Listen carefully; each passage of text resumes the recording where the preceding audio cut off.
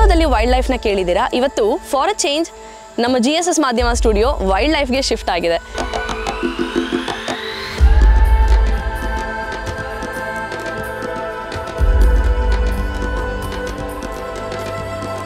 ನನಗೆ ಒಂದು ವಾರಲ್ಲ ಒಂದು ದಿನ ಬಿಟ್ಟಿರೋಕ್ಕಾಗಲ್ಲ ಅದನ್ನ.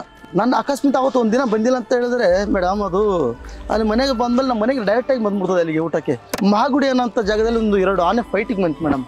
ಅದಕ್ಕೆ ಅಲ್ಲೇ ಅವರು ಬಿರುದು ನೀಡಿದ್ರು ಮೇಡಮ್. ಏಕೆ ಪಾರ್ಟಿಶಿವನ್ ಅಂತ ಬಿರುದು ಹಾಕಿದ್ದು ಅಭಿಮನ್ಯಿಗೆ ಏಕೆ ಪಾರ್ಟಿಶನ್ ಅಂತ ಚಿಟ್ಟೆ ಪಡ ಹಾಕಿರೋದು ಮೇಡಮ್. ಹೇಗಿತ್ತು ಏರೋಪ್ಲೇನಲ್ಲಿ ಹೋಗಿದ್ದು ಫಸ್ಟ್ ಟೈಮು? ನಾವೆಲ್ಲ ಏರೋಪ್ಲೇನ್ ಕೂತಿತ್ತಿಲ್ಲ ಮೇಡಮ್, ಆನೆಲ್ಲ ಕೂತು ಬಿಡ್ತೀವಿ ಅಷ್ಟೇ, ಅಂದ್ರೆ ಪ್ಲೇನಲ್ಲಿ ಕೂತಿತ್ತಿಲ್ಲ. ಪ್ಲೇನ್ ಆರೋತ್ತಿ ಒಂದು ಭಯ ಇತ್ತು, ಮತ್ತೆ ಬಂದು ಇಳಿಯೋತ್ತಿ ಒಂದು ಭಯ ಇತ್ತು ನನಗೆ ಅಷ್ಟೇ. ಇದು ಗರ್ಭಿಣಿ ಆಗೋ ಚಾನ್ಸಸ್ ಇಲ್ಲ ಅಂತ ಆಯ್ತು. ಕಂಪ್ಯೂಟರ್ ತೋರಿಸ್ಕೊಬಂದ್ರು ಅವರು, ಎಲ್ಲ ಲದ್ದಿಗಳು ತೆಗೆದ್ರು, ಕಂಪ್ಯೂಟರಲ್ಲಿ ಒಳಗಡೆ ಬಿಟ್ಟರು. ಕಂಪ್ಯೂಟರ್ ಬಿಟ್ಟು ಒಳಗಡೆ ನೋಡೋ ಹೊತ್ತಿಗೆ ಗರ್ಭಿಣಿ ಆಗಿಲ್ಲ ಅಂತ. ಕರ್ನಾಟಕ ಮಾತ್ರ ಫಸ್ಟ್ ಕ್ಲಾಸ್ ಕಂಟ್ರಿ ಅಂತ ಹೇಳ್ಬಿಟ್ರು ಅವ್ರೆ. ನಿಮಗೆ ಅಭಿಮನ್ಯು ಅಂದ್ರೆ ಏನು? ನಮ್ಮ ಮನೆ ದೇವರು ಮೇಡಮ್.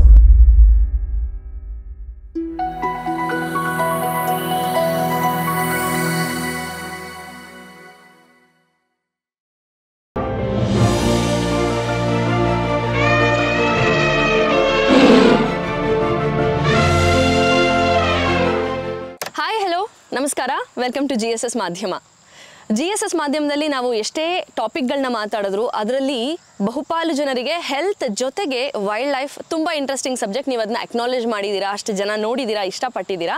ಸಾಮಾನ್ಯವಾಗಿ ಈ ವೈಲ್ಡ್ ಲೈಫ್ ಟಾಪಿಕ್ ಬಗ್ಗೆ ಮಾತಾಡುವಾಗ ಎಷ್ಟೋ ಜನ ಎಮಿನೆಂಟ್ ಆಫೀಸರ್ಸ್ ನಮ್ಮ ಸ್ಟುಡಿಯೋಗೆ ಬಂದು ಮಾತಾಡಿದ್ದಾರೆ. ಸ್ಟುಡಿಯೋದಲ್ಲಿ ವೈಲ್ಡ್ ಲೈಫ್ನ ಕೇಳಿದ್ದೀರಾ. ಇವತ್ತು ಫಾರ್ ಅ ಚೇಂಜ್ ನಮ್ಮ GSS ಮಾಧ್ಯಮ ಸ್ಟುಡಿಯೋ ವೈಲ್ಡ್ ಲೈಫ್ಗೆ ಶಿಫ್ಟ್ ಆಗಿದೆ. ಹೌದು, ನಾವು ಈ ಒಂದು ಮತ್ತಿಗೋಡು ಆನೆ ಶಿಬಿರದಲ್ಲಿ ಇವತ್ತು GSS ಮಾಧ್ಯಮ ತಂಡ ಇದ್ದೀವಿ. ಇಲ್ಲಿ ಬಂದು ಈ ಆನೆಗಳ ನಡುವೆ ನಾವಿದ್ದು ಹೇಗೆ ಇರುತ್ತಪ್ಪ ಅದ್ರ ಜೀವನ ಅನ್ನೋದನ್ನ ಎಕ್ಸ್ಪ್ಲೋರ್ ಮಾಡೋ ಒಂದು ಸಂಚಿಕೆ ಇದು. ದಸರಾ ಆನೆ ಅಂದ ಕೂಡಲೇ ಅಭಿಮನ್ಯು, ಭೀಮ ಎಲ್ಲ ನಾವು ಕೇಳಿದ್ದೀವಿ, ತುಂಬ ಇಷ್ಟಪಟ್ಟಿದ್ದೀವಿ. ದಸರಾದಲ್ಲಂತೂ ಎಲ್ಲರೂ ಹೆಮ್ಮೆಯಿಂದ ಅಭಿಮಾನ ಪಟ್ಟಂಥ ಆನೆಗಳಿರುವಂತಹ ಒನ್ ಆಫ್ ದ ಕ್ಯಾಂಪ್ಸ್ ಅಂದರೆ ಅದು ಮತ್ತಿಗೋಡು ಆನೆ ಶಿಬಿರ. ನಾವು ವಿಸಿಟರ್ ಆಗಿ ಬಂದಾಗ ಬರ್ತೀವಿ, ಆನೆಗಳನ್ನ ನೋಡ್ತೀವಿ, ಫೋಟೋ ವಿಡಿಯೋ ಮಾಡ್ಕೊಳ್ತೀವಿ, ಖುಷಿ ಪಡ್ತೀವಿ, ಹೋಗ್ತೀವಿ. ಬಟ್ ಒಂದು ಶಿಬಿರ ನಡೆಸುವಾಗ ಏನೆಲ್ಲ ಚಾಲೆಂಜಸ್ ಇರುತ್ತೆ, ಫಂಕ್ಷನಿಂಗ್ ಹೇಗಾಗುತ್ತೆ, ಆನೆಯ ಮಾವುತ, ಕಾವಾಡಿ, ಅವರ ಫ್ಯಾಮಿಲೀಸ್ ಎಲ್ಲ ಇಲ್ಲೇ ಉಳಿತಾರೆ. ಯಾವಾಗಲೂ ಕಾಡಿನ ನಡುವೆ ಈ ಪ್ರಾಣಿಗಳ ಜೊತೆಗೆ ಅವರ ಬದುಕಿರುತ್ತೆ. ಸೊ ಹಿನ್ನೆಲೆಯಲ್ಲಿ ಕಾರ್ಯಚಟುವಟಿಕೆಗಳು ಹೇಗಾಗುತ್ತೆ, ಮಾವುತ, ಕಾವಾಡಿ ಮಾತನ್ನ ಆನೆ ಅಷ್ಟು ದೊಡ್ಡ ಪ್ರಾಣಿ ಕೇಳುತ್ತಲ್ಲ, ಹೇಗೆ ಕೇಳುತ್ತೆ, ಆ ಬಾಂಧವ್ಯ ಹೇಗಿರುತ್ತೆ, ಆ ಸೈಕಾಲಜಿ ಹೇಗೆ ವರ್ಕ್ ಆಗುತ್ತೆ, ಇದನ್ನೆಲ್ಲ ಎಕ್ಸ್ಪ್ಲೋರ್ ಮಾಡೋದಕ್ಕೆ ನಾವು ಬಂದಿದ್ದೀವಿ. ನಮ್ಮ ಜೊತೆ ಈ ಜರ್ನಿಯಲ್ಲಿ ನೀವು ಬನ್ನಿ.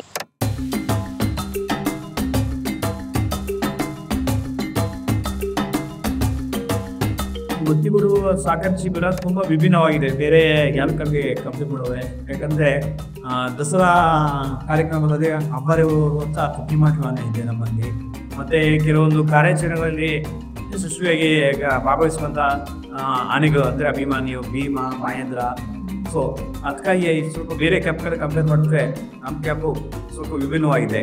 ಅಂದರೆ ಒಳ್ಳೆಯ ಕುಂಟಿಗೆ ಆನೆಗಳು ಅಂದರೆ ಮಾತನ್ನು ಕೇಳುವಂಥ ಆನೆಗಳು, ಕಾರ್ಯಾಚರಣೆ ಬಳಸುವಂಥ ಒಳ್ಳೆ ಆನೆಗಳು ನಮ್ಮ ಶಿಬಿರದಲ್ಲಿ.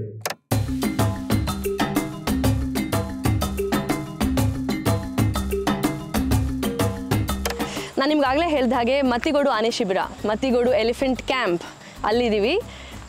ದ ಕಿಂಗ್ ಅಭಿಮನ್ಯು, ಅವರ ಮೇಲೆ the king of the king Vasanth ಅವರಿದ್ದಾರೆ.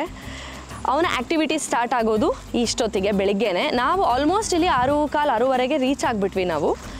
ಬಟ್ ಇಲ್ಲಿ ಆ್ಯಕ್ಟಿವಿಟಿ, ಅದಕ್ಕೆ ಒಂದು ಕಡೆ ಫುಡ್ ತಯಾರಾಗುತ್ತೆ, ಒಂದು ಕಡೆ ಕ್ಲೀನಿಂಗ್ ಆಗುತ್ತೆ. ಈಗ ಸದ್ಯಕ್ಕೆ ಅರೌಂಡ್ 7:30 ಆಗಿದೆ, ಇವಾಗ ಬೆಳಗ್ಗೆ 7:15 ಗಂಟೆ ಆಗಿದೆ. ಸ್ನಾನಕ್ಕೆ ಕರ್ಕೊಂಡು ಹೋಗ್ತಾ ಇದ್ದಾರೆ. ಇಲ್ಲಿ ಟಿಪಿಕಲ್ ರೊಟೀನ್ ಏನಾಗುತ್ತೆ ಅನ್ನೋದನ್ನ ಈಗ ನಿಮಗೆ ಹೇಳೋಕ್ಕೆ, ತೋರ್ಸೋಕ್ಕೆ ಹೊರಟಿದ್ದೀವಿ. ಸ್ನಾನ ಆಗುತ್ತೆ, ಸ್ನಾನ ಮಾಡಿಸ್ತಾರೆ, ಅದಾದಮೇಲೆ ಫುಡ್ ಕೊಡ್ತಾರೆ ಆ್ಯಂಡ್ ಎಕ್ಸೆಟ್ರಾ. ಮುಂದಕ್ಕೆ ಹೋಗ್ತಾ ಹೋಗ್ತಾ ಹೇಳ್ತೀನಿ ಏನಾಗುತ್ತೆ ಅಂತ. ಸದ್ಯಕ್ಕೆ ಅಭಿಮನ್ಯುನ ನಾವು ಸ್ನಾನಕ್ಕೆ ಕರ್ಕೊಂಡು ಹೋಗ್ತಾ ಇದ್ದೀವಿ. ನಮಸ್ಕಾರ ವಸಂತ್. ನಮಸ್ತೆ ಮೇಡಮ್, ಹೇಗಿದ್ದೀರಾ? ಚೆನ್ನಾಗಿದ್ದೀನಿ ಮೇಡಮ್. ನಮ್ಮ ಅಭಿಮನ್ಯು ಹೇಗಿದ್ದಾನೆ? ಅಭಿಮನ್ಯು ಭಾಳ ಚೆನ್ನಾಗಿದೆ ಮೇಡಮ್. Very nice. ಸೊ ಬೆಳಿಗ್ಗೆ ನಿಮ್ಮ ರೊಟೀನ್ ಏನಿರುತ್ತೆ ವಸಂತ್? ಬೆಳಿಗ್ಗೆ ಆನೆಗಳಿಗೆ ಲದ್ದಿ ತೆಗೆಯೋದು ಫಸ್ಟ್ ಇರ್ತದೆ ಮೇಡಮ್. ಅದನ್ನ ಕ್ಲೀನ್ ಮಾಡೋದು, ಜಾಗದಲ್ಲಿ ಕ್ಲೀನ್ ಮಾಡೋದು ಫಸ್ಟ್ ಇರ್ತದೆ. ಅನಂತರ ಅದನ್ನ ಬೈಟ್ ಕೆಳಗೆ ಮೇಲ್ಗಡೆ ಧೂಳುಗಳು ಹಾಕಿರ್ತದೆ. ಆ ಧೂಳುಗಳನ್ನೆಲ್ಲ ಬೈಟ್ ಬೀಳಿಸಿ, ತಿರೆ ಬೀಳಿಸಿ ಧೂಳುಗಳನ್ನ ಒರೆಸ್ಕೊಂಡು ಅನಂತರ ಕ್ಯಾಂಪ್ಗೆ ತಗೊಂಡು ಹೋಗ್ತೀವಿ ಮೇಡಮ್. ಕ್ಯಾಂಪಲ್ಲಿ ನೀರೆಲ್ಲ ಕುಡಿಸಿ ಅನಂತರ ತೊಳೆಯೋಕ್ಕೆ ಬೈಟ್ ಬೀಳಿಸಿ ತೊಳೆದು ಓಕೆ ನಮ್ಮ ಬಂದು ರಾಗಿ ಮುದ್ದೆ ಎಲ್ಲ ಇರ್ತದೆ ಮೇಡಮ್. ರಾಗಿ ಮುದ್ದೆ ಕೊಟ್ಟು ಅನಂತರ ಬಂದು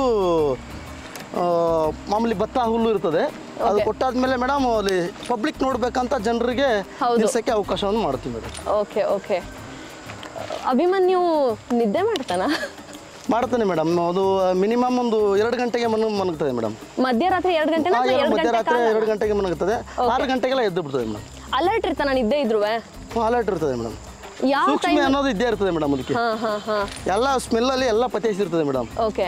ಆ ಕಡೆ ಭಾಗದಲ್ಲಿ ಈ ಕಡೆ ಭಾಗದಲ್ಲಿ ಒಂದೊಂದು ಮತದಾನಗಳು ಇರ್ತಾವೋ, ಅಲ್ಲ ಚೆನ್ನಾಗಿರೋ ಆನೆಗಳು ಬರ್ತವೆ ಅನ್ನೋದು ಎಲ್ಲ ಸ್ಮೆಲ್ ಅಲ್ಲಿ ಗೊತ್ತಾಗ್ತಾ ಇರ್ತದೆ ಮೇಡಮ್. ಈಗ ನೀವ್ ಇದ್ರೆ ಇಲ್ದೆ ಹೋದ್ರೆ ಸೆನ್ಸ್ ಆಗುತ್ತಾ ಅಭಿಮನ್ಯು? ಗೊತ್ತಾಗತ್ತಾ ವಸಂತ್ ಇದಾರೆ ಇಲ್ಲ ಎಲ್ಲೋ ದೂರ ಹೋಗಿದ್ದಾರೆ ಅದೆಲ್ಲ ಗೊತ್ತಾಗತ್ತಾ? ನಾನು ಇದ್ರೆ ಮಾತ್ರ ಎಲ್ಲರ ಹತ್ರ ತಕೊಳ್ಳೋದು ಮೇಡಮ್. ಆನೆ ಮಾವುತ ಕವಡಿ ಇದ್ರೆ ಮಾತ್ರ ಆನೆ ಹತ್ರ ತಕೊಳ್ಳೋದು. ನಮ್ದು ವಾಯ್ಸು ಸ್ಮೆಲ್ಲು ಇವೆಲ್ಲ ಇಡೀ ಅವಕ್ಕೆ ಸ್ಮೆಲ್ ಅಲ್ಲಿ ವಾಯ್ಸ್ ಅಲ್ಲಿ ಗೊತ್ತಾಗ್ತಾ ಇರ್ತದೆ. ವಸಂತ್, ನೀವು ಎಷ್ಟು ವರ್ಷದಿಂದ ಇವಾಗ ಅಭಿಮನ್ಯು ಜೊತೆಗಿದ್ದೀರಾ? ನಾನೊಂದು 25 ವರ್ಷದಿಂದ ಇದ್ದೀನಿ ಮೇಡಮ್. ಫಸ್ಟ್ ಅಭಿಮನ್ಯು ನೀವು ನೋಡಿದ್ಯಾ ಯಾವಾಗ? ನಮ್ಮ ತಂದೆ ಜೊತೆನೇ ಕೆಲಸ ಮಾಡ್ಕೊಂಡು ಚಿಕ್ಕದ್ರಿಂದ ನೋಡಿದ್ದೀನಿ ಮೇಡಮ್. ಆಕ್ಚುಲಿ ಈ ಸ್ಟೋರಿ ಎಲ್ಲ ಕಡೆನೂ ಹೇಳಿರ್ತಾರೆ, ಗೊತ್ತಿರ್ತಾರೆ, ಆದ್ರೆ ನಿಮ್ಮ ಬಾಯಿಂದನೇ ಕೇಳೋದಿದೆಯಲ್ಲ ಅದಕ್ಕೋಸ್ಕರ ಅಷ್ಟೇನೆ. ಈಗ ಎಷ್ಟು ವಯಸ್ಸು? ಈಗ 58 ಆಗಿದೆ ಮೇಡಮ್. 58. 20 ವರ್ಷದಿಂದ ಇದ್ದೀರಾ ನೀವು? 48 38 ವರ್ಷ. ಹೌದು ಮೇಡಮ್. 37 38 ವರ್ಷದ ಯೋನಿಗಿದ್ದಾಗ. ಹೌದು ಮೇಡಮ್. ನಮ್ಮ ತಂದೆಯವರು ಮಾವುತ ಮಾಡ್ತಿದ್ರು ಮೇಡಮ್. ನಾನು ಅವ್ರ ಜೊತೆ ಕಬಡ್ಡಿ ಮಾಡ್ತಾ ಇದ್ದೆ. ಈಗ ನಾನು ಮಾವುತ ಮಾಡ್ತಾ ಇದ್ದೀನಿ. ಆ ಚಿಕ್ಕದ್ರಿಂದ ನೋಡಿ ಬರೋದಿದೆಯಲ್ಲ ಅದು ಫೀಲಿಂಗೇ ಬೇರೆ ಅಲ್ವಾ? ಹೌದು ಮೇಡಮ್. ಚಿಕ್ಕದ್ರಿಂದ ಜೊತೆ ಆಟ ಆಡಿದಿವಲ್ಲ ಮೇಡಮ್. ನಮ್ಮ ತಂದೆಯವರು ಕರ್ಕೊಂಡು ಹೋಯ್ತಾ ಇದ್ರು, ಮೇಲ್ಗಡೆ ಕೂರಿಸ್ತಾ ಇದ್ರು. ಅವಾಗ ಆ ಟೈಮ್ ಅಂತಾನೆ ಜೊತೆಲಿ ಇದು ಅದ್ರ ಜೊತೆನೆ ಪಳ್ಕೊಂಡ್ ಬಂದಿದ್ದೀನಿ ಮೇಡಮ್. ನೀವು ಇಡೀ ಫ್ಯಾಮಿಲಿ ಪರಿಚಯ ಆಗೋಗಿರುತ್ತೆ ಅದಕ್ಕೆ ಇವಾಗ? ಈ ನಮ್ಮ ಮಗನು ಈಗ ಸಹಿತ ನಮ್ಮ ಮಗ ಮೇಲ್ಗಡೆ ಕೂತ್ಕೊಂಡು ಎಲ್ಲ ಕಡೆ ತಗೊಂಡು ಹೋಗ್ತಾನೆ ಮೇಡಮ್. ಅವ್ರು ಫುಲ್ ಪರಿಚಯ ಆಗಿದೆ. ನೆಕ್ಸ್ಟ್ ರೆಡಿ ಆಗ್ತಾರೆ. ನೈಸ್.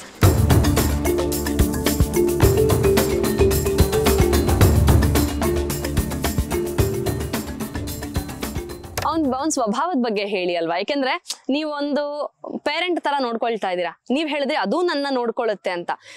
ಬಾಂಧವ್ಯ ಅಥವಾ ಪ್ರೀತಿ ಅವ್ನು ನಿಮ್ಮನ್ನ ಮಿಸ್ ಮಾಡ್ಕೊಳ್ಳೋದು ಅಥವಾ ನಿಮ್ ಜೊತೆ ಹೇಗೆ ಅವನು ಮಾತಾಡ್ತಾನೆ ಅಂತ ಹೇಳಿ. ನಾನು ಮೇಡಮ್ ಡಿಪಾರ್ಟ್ಮೆಂಟಲ್ಲಿ ರಜಾನೆ ಹಾಕಿಲ್ಲ. ಸುಮಾರು ನಾನು ಡ್ಯೂಟಿ ಸೇರಿದ ಮೇಲೆ ರಜಾನೆ ಹಾಕಿಲ್ಲ. ನನಗೆ ಹುಷಾರಿಲ್ಲ ಅಂತ ಹೇಳಿದ್ರು ಯಾರ ಬಂದ್ರು ನಾನು ಹಾಸ್ಪಿಟಲ್ ಓಟ್ ನಾವು ವಾಪಸ್ ಅಲ್ಲಿಗೆ ಬಂದ್ಬಿಡ್ತೀನಿ ಮೇಡಮ್. ಯಾಕೆಂದ್ರೆ ನಾನು ಮಾತಾಡ್ಸ್ಕೊಂಡಿದ್ರೆ ಮಾತ್ರ ಅದಕ್ಕೆ ಖುಷಿಯಾಗಿರ್ತದೆ ಅಂತ ನನ್ನ ಆಸೆ ಅದ್ರಲ್ಲಿ. ಯಾಕೆಂದ್ರೆ ಅದು ನನಗೆ ಒಂದು ವಾರ ಒಂದ್ ದಿನ ಬಿಟ್ಟಿರಕ್ಕಾಗಲ್ಲ ಅದನ್ನ. ಯಾಕೆ ನಾನು ಅದ್ರ ಜೊತೆ ಒಂದು ತುತ್ತದ್ರ ಜೊತೆ ಊಟ ಮಾಡ್ತೀನಿ ಅಂತ ನನಗೆ ಒಂದು ನಂಬಿಕೆ ಮೇಡಮ್ ಅದ್ರಲ್ಲಿ. ನಿಮ್ಮ ಸ್ವಭಾವ ಗೊತ್ತಾಗತ್ತಾ ಅವ್ನಿಗೆ? ಅಂದ್ರೆ ನೀವು ಖುಷಿಯಾಗಿದ್ದೀರಾ, ನೀವು ಬೇಜಾರಾಗಿದ್ದೀರಾ, ನೀವು ಟೆನ್ಷನ್ ಅಲ್ಲಿ ಇದ್ದೀರಾ, ಅದು ಅವ್ನಿಗೆ ಗೊತ್ತಾಗತ್ತಾ? ನನ್ನ ಅಕಸ್ಮಾತ್ ಅವತ್ತು ಒಂದಿನ ಬಂದಿಲ್ಲ ಅಂತ ಹೇಳಿದ್ರೆ ಮೇಡಮ್, ಅದು ಅಲ್ಲಿ ಮನೆಗೆ ಬಂದ್ಮೇಲೆ ನಮ್ಮ ಮನೆಗೆ ಡೈರೆಕ್ಟ್ ಆಗಿ ಬಂದ್ಬಿಡ್ತದೆ ಅಲ್ಲಿಗೆ ಊಟಕ್ಕೆ. ಇಲ್ಲಿ ಬಿಟ್ರೆ ಮೇಡಮ್ ಅದಕ್ಕೆ ಊಟಕ್ಕೆ ಡೈರೆಕ್ಟ್ ಆಗಿ ನಮ್ಮ ಮನೆ ಇಲ್ಲಿ ಮುದ್ದೆ ತಿಂದು ಕ್ಯಾಂಪಲ್ಲಿ ಮುದ್ದೆ ತಿಂದು ಬಿಟ್ರೆ ಡೈರೆಕ್ಟ್ ಆಗಿ ನನ್ನ ಮನೆಗೇನೆ ಬರ್ತದೆ. ಯಾವ ಮನೆಗೆ ಹೋಗಲ್ಲ. ನನ್ನ ಮನೇಲಿ ಬಂದು ಬೆಲ್ಲನೋ ಒಂದು ಅನ್ನನೋ ಸ್ವಲ್ಪ ತಿಂದ್ಬಿಟ್ಟು ಹೋಯ್ತು. ಮನೇಲೂ ಬಂದು ತಿನ್ನುತ್ತೆ ನಿಮ್ಮ ಹತ್ರ ಕೇಳಿಸ್ಕೊಂಡು. ಓಕೆ. ನಮ್ಗೆ ಅಭಿಮನ್ಯು ಅಂದ್ರೆ ಅಂಬಾರಿ ಹೊಡ್ತಾನೆ, ಆಪರೇಷನ್ಸ್ ಅಲ್ಲಿ ಹೋಗ್ತಾನೆ ಅಂತ ನಾವು ವಿಡಿಯೋದಲ್ಲಿ ನೋಡ್ತೀವಿ, ಕೇಳ್ತೀವಿ. ನಿಮಗೆ ಅಭಿಮನ್ಯು ಅಂದ್ರೆ ಏನು? ನಮ್ಮ ಮನೆ ದೇವ್ರು ಮೇಡಮ್. ಏನಿಲ್ಲ ಮೇಡಮ್, ಯಾವ ಕ್ಯಾಪ್ಚರ್ ಹೋದ್ರು ಅದ್ರ ಪಾತ್ರದಲ್ಲಿ ಏನೈತಿ, ನಾವ್ ಏನ್ ಕಮೆಂಟ್ ಮಾಡಿದೀನಿ ಮಾವುತನ್ನ ಒಂದ್ ಮಿಸ್ ಮಾಡೋದಕ್ಕೆ ಒಂದ್ ಕೆಲಸ ಮಾಡಿದೇನೆ ಅನ್ನೋದಕ್ಕೆ ನನಗೆ ನಮ್ಮ ಅಭಿಮನ್ಯನ ಮೇಲೆ ನಂಬಿಕೆ ಮೇಡಮ್. ಒಂದ್ಸತಿ 2 ಆನೆಗಳು ಕ್ಯಾಪ್ಚರ್ 2 ಆನೆಗಳು ಫೈಟ್ ಬಂದಿತ್ತು. ಅದಕ್ಕೆ ಚಿಟ್ಟಪ್ಪ ಡಾಕ್ಟರ್ ಅಂತ ಇದ್ರು ಮೇಡಮ್. ನಮ್ ಚಿಟ್ಟಪ್ಪ ಡಾಕ್ಟರ್ ಫಸ್ಟ್ನೇ ಡಾಕ್ಟರ್ ಅವರು ನಮ್ ನಾಗರಹೊಳೆಗೆ ಆಗಿದ್ರು. ಅವರು ಒಂದು ಕ್ಯಾಪ್ಚರ್ ಹೋಗೋತ್ತಿಗೆ ಮಹಾಗುಡಿ ಅನ್ನೋಂಥ ಜಾಗದಲ್ಲಿ 2 ಆನೆ ಫೈಟಿಗೆ ಬಂತು ಮೇಡಮ್. ಅದಕ್ಕೆ ಅಲ್ಲೇ ಅವರು ಬಿರುದು ನೀಡಿದ್ರು ಮೇಡಮ್. ಏಕೆ ಪಾರ್ಟಿಶಿವನ್ ಅಂತ ಬಿರುದು ಹಾಕಿದ್ರು. ಅಭಿಮನ್ಯುಗೆ ಏಕೆ ಪಾರ್ಟಿಶನ್ ಅಂತ ಚಿಟ್ಟಪ್ಪ ಡಾಕ್ಟರ್ ಹಾಕಿದ್ರು ಮೇಡಮ್. ಅಭಿಮನ್ಯು ಪಾರ್ಟಿಶಿವನ್ ಅಂತ ಬಿರುದು 2 ಆನೆಗಳು ಫೈಟ್ ಡೈರೆಕ್ಟ್ ಬಂದ್ಬಿಟ್ಟು ಮೇಡಮ್. ಫುಲ್ ಹಳ್ಳದಲ್ಲಿ ಆಗ್ಬಿಟ್ಟಿದ್ವಿ ನಾವು. ಅಲ್ಲಿ ಡೈರೆಕ್ಟ್ ಆಗಿ 2 ಆನೆ ಜೊತೆ ಫೈಟ್ ಮಾಡಿದೆ. ಆ 2 ಆನೆ ಜೊತೆ ಫೈಟ್ ಮಾಡೋದಕ್ಕೆ ಅವರೇ ಏಕೆ ಪಾರ್ಟಿಶನ್ ಅಂತ ಬಿರುದು ನೀಡೋದು ನಮ್ ಚಿಟ್ಟಪ್ಪ ಡಾಕ್ಟರ್ ಮೇಡಮ್. ನಿಮಗೆ ಆ ಅಭಿಮನ್ಯು ಮೇಲೆ ಕೂತಾಗ ಈ ಆಪರೇಷನ್ಸ್ ಹೋಗ್ತಿವಲ್ಲ, ಅವಾಗ ಎದುರುಗಡೆಯಿಂದ ಇನ್ನೊಂದು ಕಾಡಾನೆ ಬಂದಾಗ ಏನಾದ್ರು ಅಭಿಮನ್ಯುಗ್ ಆಗ್ಬಿಟ್ರೆ ಅನ್ನೋ ಭಯ, ಅಥವಾ ಏನಾದ್ರು ಸಿವಿದ್ ಬಿಟ್ರೆ ಚುಚ್ಚು ಬಿಟ್ರೆ ಇವ್ನಿಗೆ ಏನಾದ್ರು ನೋವಾದ್ರೆ ಅಂತ ನಿಮ್ಗೆ ಅನ್ನಿಸ್ತಾ ಇರಲ್ವಾ? ಎಲ್ಲದೂ ಏಟ್ ಆಗಿರ್ತದೆ ಮೇಡಮ್. ಹೊಡೆದಟ್ಟದಲ್ಲಿ ಎಷ್ಟೆಷ್ಟೋ ಏಟುಗಳಾಗಿದೆ ಅದಕ್ಕೆ. ಅಂದ್ರೆ ಹೊಡೆದಟ್ಟ ಅನ್ನೋದಕ್ಕೆ ಏಟ್ ಆಗ್ಲೇಬೇಕು ಮೇಡಮ್. ಅದನ್ನು ಹೊಡಿತಾ ಇರ್ತದೆ, ಇದನ್ನು ಹೊಡಿತಾ ಇರ್ತದೆ. ಏಟಲ್ಲಿ ಅಂತೂ ಅದು ಹೊಡಿತದೆ ಇದು ಹೊಡಿತದೆ ಅಂತ ಹೇಳಿಲ್ಲ. ಒಟ್ಲು ಇದುವರೆಗಾಗಿ ಅಭಿಮನ್ಯು ಹೊಡೆದಿರೋ ಆನೆಗಳನ್ನ ಎದುರಿಸಿದೆ ಅಷ್ಟೇ. ಒಂದು ಫೈಟ್ ಅಂತ ಆಗೋದು ಹಾಗೆ ಇರ್ತದೆ. ಅದು ಇದಕ್ಕೆ ಏಟ್ ಆಗಿರ್ತದೆ, ಅದಕ್ಕೆ ಏಟ್ ಆಗಿರ್ತದೆ. ಅಂದ್ರೆ ನಾವು ತಡ್ಕೊಂಡೆ ಅದು ಓಡಾಡ್ತದೆ ಅಷ್ಟೇ. ಆಪರೇಷನ್ ಇಂದ ಬಂದ ಮೇಲೆ ಮಂಕ್ ಆಗ್ತಾನ ಅಥವಾ ಆ ನೋವಿರುತ್ತಲ್ಲ, ಏನೋ ಏಟ್ ಆಗಿರತ್ತೆ ಅದೆಲ್ಲ, ಅದನ್ನ ಹೇಗ್ ತಡ್ಕೋತಾನೆ? ನಾನು ಅಷ್ಟೊಂದು ಪ್ರೀತಿ ಮಾಡ್ತಾ ಇದೀನಿ ಮೇಡಮ್. ಅದಕ್ಕೆ ಒಂದು ಬಿಸಿನೀರು ಹಾಕ್ತಾ ಇರ್ತೀನಿ. ಅದಕ್ಕೆ ಮೈ ಕೈ ನೋವು ಆಗಿರ್ತದೆ ಫೈಟ್ ಮಾಡೋ ಹೊತ್ತಿಗೆ ಅದಕ್ಕೆ ಒಂದು ಒಳ್ಳೆ ಬಿಸಿನೀರು ಹಾಕಿ ಅದಕ್ಕೆ ಒಂದು ಫುಡ್ ಕೊಟ್ಟು ಅದಕ್ಕೆ ಒಂದು ಒಳ್ಳೆ ಟ್ರೀಟ್ಮೆಂಟ್ ಅದ ಡಾಕ್ಟರ್ ಕಲ್ಲಿ ಸಾಹೇಬ್ರ ಕಲ್ಲಿ ಒಂದು ಇಂಜೆಕ್ಷನ್ ಹಾಕ್ಸಿ ಅದಕ್ಕೆ ಒಂದು ಟ್ರೀಟ್ಮೆಂಟ್ ಕೊಟ್ಟ ಮೇಲೆ ಎಲ್ಲ ನಾವು ನೋಡುವಂತ ರೀತಿಯಲ್ಲಿ ಚೆನ್ನಾಗಿರ್ತದೆ. ಅಭಿಮನ್ಯು ಆಪರೇಷನ್ಸ್ ಅಂತ ಹೋದಾಗ್ಲೂ ಕಿಂಗೆ, ದಸರಾ ಅಂಬಾರಿ ಹೊರೋದ್ರಿಂದ ಅಲ್ಲೂ ಕಿಂಗೆ.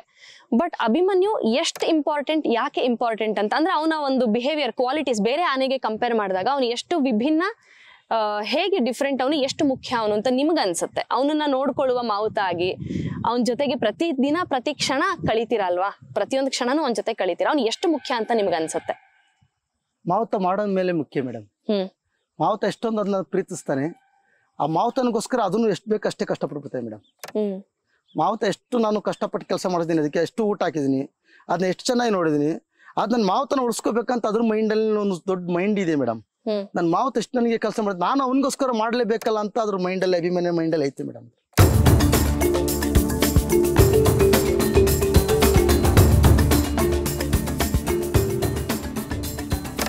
ನಾನು ಇಂಡಿಯನ್ಸ್ಗೆ ಹೋಗಿರೋ ಕಾರಣ ಅಭಿಮನ್ಯನೇ ಕಾರಣ. ಸುಮ್ನೆ ಇಂಡಿಯನ್ ನೇಷನ್ಗೆ ನನಗೆ ಇಲ್ಲಿಗೆ ಕೆಲಸ ಐತಿಲ್ಲ, ನಾನು ಇಲ್ಲೇ ಇರ್ಬೇಕಾಯ್ತು ಅಷ್ಟೇ. ಅಂದ್ರೆ ನಾನು ಇಂಡಿಯನ್ ನೇಷನ್ಗೆ ಹೋಗ್ಬೇಕು, ಅಭಿಮನ್ಯ ಆನೆ ಮಾವುತ ವಸಂತ ಅಂತ ನಾನು ಇಂಡಿಯನ್ ನೇಷನ್ಗೆ ಹೋಗ್ಬೇಕನ್ನೋ ಕಾರಣ ನಮ್ಮ ಅಭಿಮನ್ಯ ಟ್ರೈನಿಂಗ್. ಅಲ್ಲಿ ಒಂದು ಮಿನಿಮಮ್ ಒಂದು 30-40 ಜನ ಆನೆ ಮಾವುತ ಕವಾಡಿಗಳು ಇದ್ದಾರೆ ಅಲ್ಲಿ ಇಂಡಿಯನ್ ನೇಷನ್ದಲ್ಲಿ. ಅಲ್ಲಿ ನಾನು ಅಲ್ಲಿ ಒಂದು 5 ಕಿಲೋಮೀಟರ್ ಅಷ್ಟು ದೂರದಲ್ಲಿ ಆರಣ್ಯ ಒಳಗಡೆ ಹೋಗಿದೆ ಇಂಡಿಯನ್ ನೇಷನ್ದಲ್ಲಿ. ಅಲ್ಲಿ ಗೆಂಡೆ ಮೃಗಗಳನ್ನ ಪಾರ ಇಲ್ಲಿ ನಮ್ಮ ಹುಲಿ ನಮ್ಗೆ ಇಲ್ಲಿ ನಾಗರಹೊಳೆ ಮತ್ತೆ ಬಂಡೀಪುರ ಇವುದ್ರೆಲ್ಲ ಹುಲಿಗಳದು ಕಾವಲು ನಾವು ಕಾಯ್ತಾ ಇದೀವಿ. ಅದೇ ರೀತಿ ಆನೆಗಳಲ್ಲಿ ಗೆಂಡೆ ಮೃಗಗಳನ್ನ ಪಾರ ಕಾಯೋದಂದ್ರೆ ಅದು ಇಂಡಿಯನ್ ನೇಷನ್ದಲ್ಲಿ. ಅದು ಆ ಜಾಗಕ್ಕೆ ಒಂದು ಕೆಲ್ಸಬೇಕಾದ್ರೆ ಈ ಅಭಿಮನ್ಯನ ಕಾರಣ, ಮತ್ತೆ ಮನೋಜ್ ಕುಮಾರ್ ಸಾಹೇಬ್ರು ಇದಾರೆ, ಅವರೊಂದು ಕಾರಣ ನನಗೆ ಪಾಸ್ಪೋರ್ಟ್ ಮಾಡಿಸಿ ನನ್ನ ಆ ದೇಶಕ್ಕೆ ಕಳಿಸಿರೋದಕ್ಕೆ ಅವರು ಇವತ್ತು ಧನ್ಯವಾದಗಳು. ಇಷ್ಟು ಟೈಮಲ್ಲಿ ಅವರಿಗೆ ಒಂದು ಧನ್ಯವಾದಗಳನ್ನ ಹೇಳಲೇಬೇಕಾಗ್ತದೆ. ಹೇಗಿತ್ತು ಏರೋಪ್ಲೇನ್ ಅಲ್ಲಿ ಹೋಗಿದ್ ಫಸ್ಟ್ ಟೈಮ್? ನಾವೆಲ್ಲ ಏರೋಪ್ಲೇನ್ ಕೂತಿತ್ತಿಲ್ಲ ಮೇಡಮ್, ಆನೆಲ್ಲ ಕೂತು ಬಿಡ್ತೀವಿ ಅಷ್ಟೇ. ಅಂದ್ರೆ ಪ್ಲೇನ್ ಅಲ್ಲಿ ಕೂತಿತ್ತಿಲ್ಲ. ಪ್ಲೇನ್ ಆರೋತಿ ಒಂದು ಭಯ ಇತ್ತು, ಮತ್ತೆ ಬಂದು ಇಳಿಯೋತಿ ಒಂದು ಭಯ ಇತ್ತು ನನಗೆ ಅಷ್ಟೇ. ಏನು ಅದು ಬಿಟ್ಟರೆ ನಾನು ಶ್ರೀಲಂಕಾ, ಜಕಾರ್ತಾ, ಇಂಡಿಯನ್ ನೇಷನ್ ಹೋಗಿದ್ದೆ. ಅಲ್ಲಿ ಹೋಗಿ ನಾವು ಅಲ್ಲಿರುವಂತ ಆನೆ ಮಾತಾಡೋಲ್ಲ, ಅವರು ಬಹಳ ಸಕ್ಕಪಟ್ಟೆ ಖುಷಿ ಪಟ್ರು. ಅಲ್ಲಿ ಒಂದು ಆಪ್ಷನ್ ಕೇಳಿದ್ರು ಮೇಡಮ್, ಒಂದು ಆನೆ ಗರ್ಭಿಣಿ ಆಗಿದೆ ಅಂತ ಕೇಳ್ಬಿಟ್ರು ಅಲ್ಲಿ ನನಗೆ. ನನ್ನ ಜೊತೆ ಇನ್ನೊಬ್ಬ ನಯಾಜ್ ಪಾಷಾ ಅಂತ ಬಂದಿದ್ರು, ಇದು ದುಬಾರಿದಿಂದ ಬಂದಿದ್ರು, ಅವರು ಆನೆ ಕಬಡ್ಡಿ ಆಗಿದ್ರು. ಅವ್ರು ಬಂದು ಕೇಳೋತ್ತಿಗೆ ನಾನು ಎಣ್ಣಾನೆ ಕೆಲಸ ಮಾಡಿದೆ, ನಾನು ಗಂಡಾನೆಲ್ಲ ಆಗಂದ ಗಂಡಾನೇ ಕೆಲಸ ಮಾಡೋರು. ಯಾಕೆ ಅವ್ರು ಎಣ್ಣಾನೆಲ್ಲಿ ಮಾಡೋರು ಕೇಳ್ಬೇಕು ಸರ್ ಅಂತ ಹೇಳಿದೆ. ನಾನು ಅದಕ್ಕೆ ಒಂದು ಆಪ್ಷನ್ ಹೇಳಿದೆ, ಫುಲ್ ಹಿಂಗೆ ಮುಟ್ಟು ನೋಡಿದೆ ಅದನ್ನ, ಇದು ಗರ್ಭಿಣಿ ಆಗಿಲ್ಲ ಅಂತ ಹೇಳ್ಬಿಟ್ಟೆ. ಹೇಳಿದ್ರಾ?